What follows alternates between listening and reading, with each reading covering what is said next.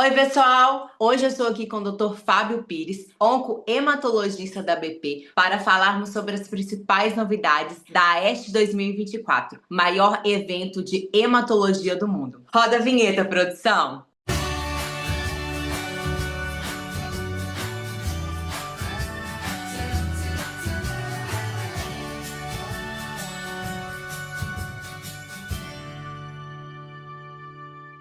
Doutor Fábio, muito obrigada por mais uma participação aqui na TV Abrale. E doutor, quais foram os avanços mais impactantes apresentados na ASH 2024 que os pacientes devem conhecer? Oi, Isabelle, obrigado pelo convite, pela oportunidade. O ASH 2024, que foi ano passado, em dezembro, foi um congresso excelente, a gente teve muita coisa interessante sendo apresentada. Eu acho que eu destacaria algumas coisas, assim, a princípio, que me chamaram muita atenção.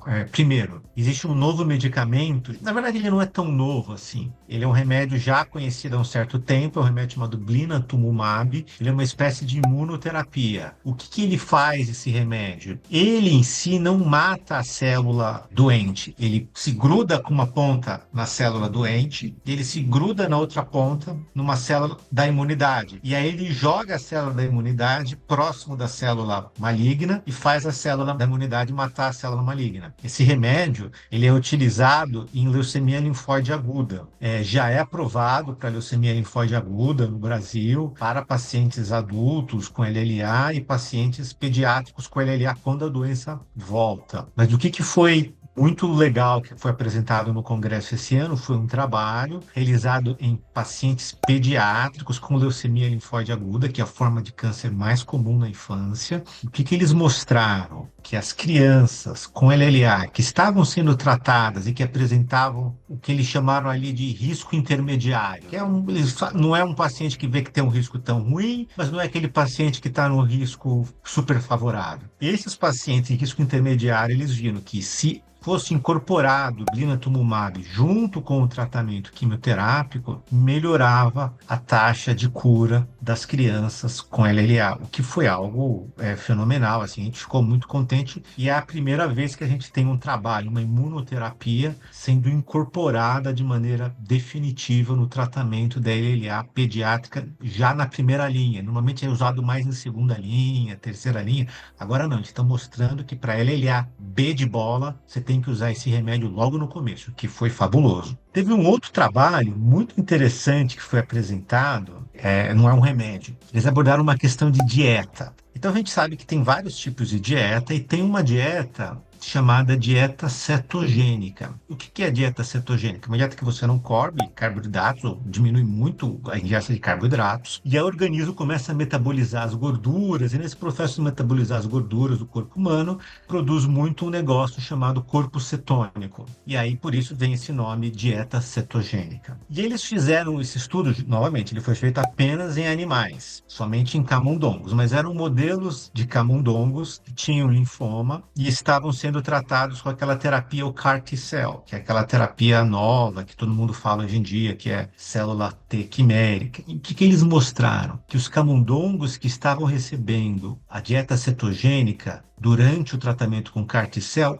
parece que o CAR T-cell funcionou melhor. Os linfócitos se expandiram mais, cresceram mais no corpo dos camundongos e levaram ao melhor controle do linfoma. Então, a hipótese que esses pesquisadores fizeram nesse estudo é de que a dieta cetogênica pode ajudar o paciente com CAR T-cell e eles iam seguir com um estudo em seres humanos para ver se realmente era isso, realmente ou se tinha alguma outra coisa. Acho que tem que ter muita calma nessa hora, né? Não é a primeira, assim, eu sei de várias vezes que a gente vê alguma coisa que funciona bem em camundongos, mas aí não funciona bem nas pessoas, né? Mas eu achei muito legal porque é algo que, assim, se você parar para pensar, não tem um custo efetivamente falando, é só você controlar aquilo que você está ingerindo e que isso realmente reitera a importância da gente ter uma dieta adequada, etc., e estar sempre atualizado no que é o melhor das questões nutricionais. Eu achei muito legal, porque normalmente a gente não vê coisa de dieta recebendo tanto enfoque assim no ASH. Esse ano de 2024 foi uma vez que eu vi isso, eu achei muito interessante. Um outro trabalho que eu achei muito bom e que tem a ver também com o linfoma, que novamente é uma questão que em geral também não é algo que a gente vê sempre. A maioria das vezes os estudos, eles focam quase sempre em você melhorar o tratamento. Melhorar o tratamento, minto. Você aumentar o tratamento. Dar mais químio, mais remédios, mais tempo. Esse estudo foi um estudo feito em pacientes com um tipo específico de linfoma, que é o linfoma chamado linfoma do manto. O linfoma do manto é um tipo de linfoma não Hodgkin, de células B, que ele é um linfoma um pouco mais agressivo, uma coisa intermediária entre um folicular e um linfoma difuso de grandes células B. Então, é um linfoma um pouco mais agressivo e que muitas vezes tem o paciente no tratamento, se o paciente tem condições, a gente recomenda a realização de um transplante autólogo logo após a quimioterapia. Então, um tratamento convencional para o linfoma de células do manto, qual que seria? Quimioterapia e depois, por um período aí de 4 a 6 ciclos, e depois a realização de um transplante autólogo de medula óssea em primeira remissão. Isso é diferente da maioria dos tipos de linfoma. A maioria dos tipos de linfoma a gente guarda o transplante autólogo para quando a doença volta, como é no linfoma de Hodgkin, em outros casos assim. Mas no estudo de linfoma, no caso do linfoma do manto, o tradicional é você fazer transplante autólogo em primeira remissão. O que esse estudo mostrou? Esse estudo mostrou o seguinte, que se você trata o paciente com quimioterapia, quimioimunoterapia, incluindo o rituximab, e o paciente apresenta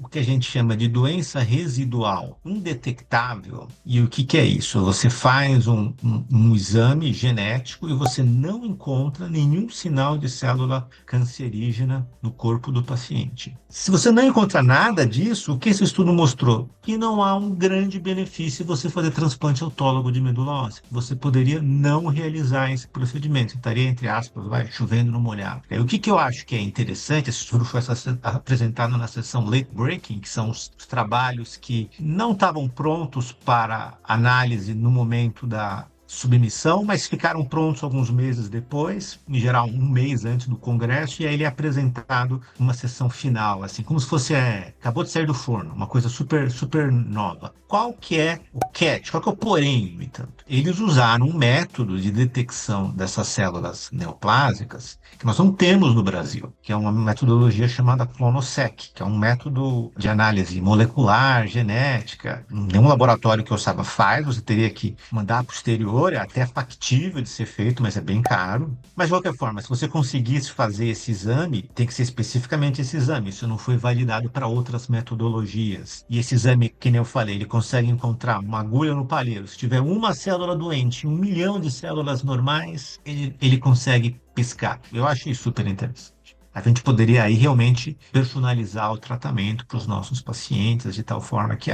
reservar o transplante para aqueles em que você ainda detecta alguma coisa. Mas esses foram os trabalhos que eu achei mais interessantes.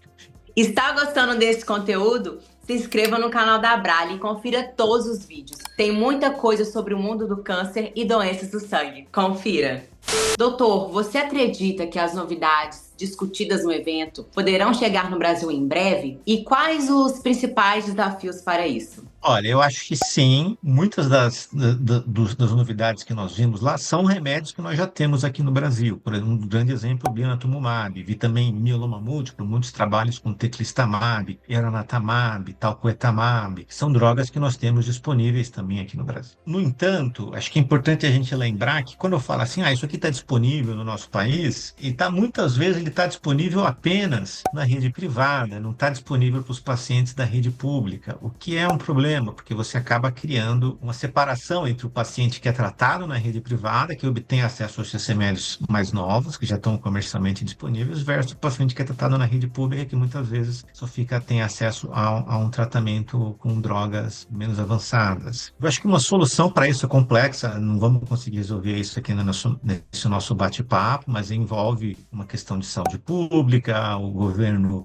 avaliar e determinar quais são as drogas que realmente ele quer investir, ter estudos de farmacoeconomia para a gente saber o quanto que essas drogas estão contribuindo em termos de ganhos de vida ajustado, que a gente fala, o ganho econômico. Então, assim, tem várias questões que devem ser avaliadas para a gente conseguir melhorar o acesso a esses medicamentos no Brasil, que ainda, embora muitos deles já estejam disponíveis comercialmente, provavelmente é só na rede privada. Eles não estão disponíveis na rede pública, o que é um problema, dado que uma coisa na casa de 75, 80% da população brasileira só tem acesso à rede pública de saúde, que é o SUS. E para encerrar, qual a mensagem mais importante que a ESC 2024 deixou para pacientes e profissionais da área? Acho que a mensagem que o ESC 2024 deixou seria as doenças oncohematológicas, leucemias, linfomas, mieloma e outros tipos de câncer oncohematológico, eles são doenças super desafiadoras, mas que nós estamos conseguindo, a cada ano que passa, melhorar cada vez mais o tratamento dessas doenças, às vezes com novos remédios, talvez mexendo um pouco no que a pessoa está comendo,